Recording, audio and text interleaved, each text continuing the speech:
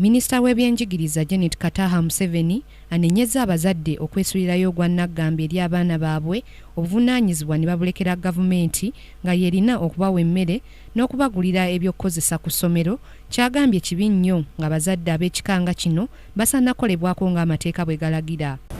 Abazaire hati ekizibu ekyabeeyeho responsibility yoona mukagirwaho y'abaana mumujyango abaana n'aba gavumenti wabana naba Museveni hachimu umurimo gwanyu kanta kugwetegereza guha okuzara abana mukabeya wengaro rero hata abana abatandika nibashya emyaka 14 mwavura mucyaro kunagamba 14 year old girl rero ko imwe mwenka nimwe mukugenda mukamuhingero ubundi umuya mwete nembuzi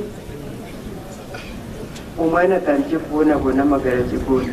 Minister Kataha okwogera bino abadde atongoza project ya Literacy Achievement and Retention Activity ngeno egendereddwamu okutumbula ebyenjigiriza mu district mukaaga omuli Rukunjiri, Kanungu, Isinjiro, Tungamo, Bushenyi ne Lubirizi.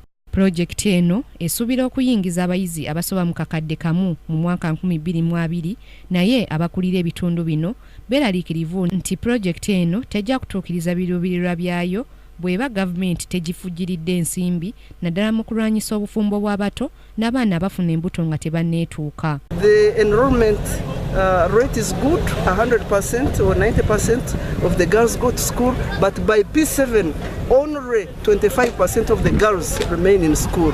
So much as they learn how to read and write in our local languages, if the government through the Ministry of Health do not make the necessary interventions to curb the problem of early pregnancies and early marriages in Tungamo district, I am worried and I have very much fear that this program may not be successful. Okusomoozebwa project eno kweyinza okusanga mwe muli ebibiina ebikutte mu mbinabina n'abaana obutaterekerwa abazadde baabwe emmere. Minisita Kataha wano wakambwalidde n'agamba nti abazadde ensangi zino bagayaavu nnyo era tebakyalina mugaso anti basiiba bakabirira Pulezidenti Museveni. aho omuntu okuzaala kandi otakwenda kukozera omwana w'ebyokulya niwatayine mugaso omukyalo okugira ngu akazaala ninga nakizaala ngatakwenda kukomera abaana b'ebyokulya kubaza ishomero tayine mugaso nk'omuzeyi. Grace Nantale Kakooza, KTV Amalindirire.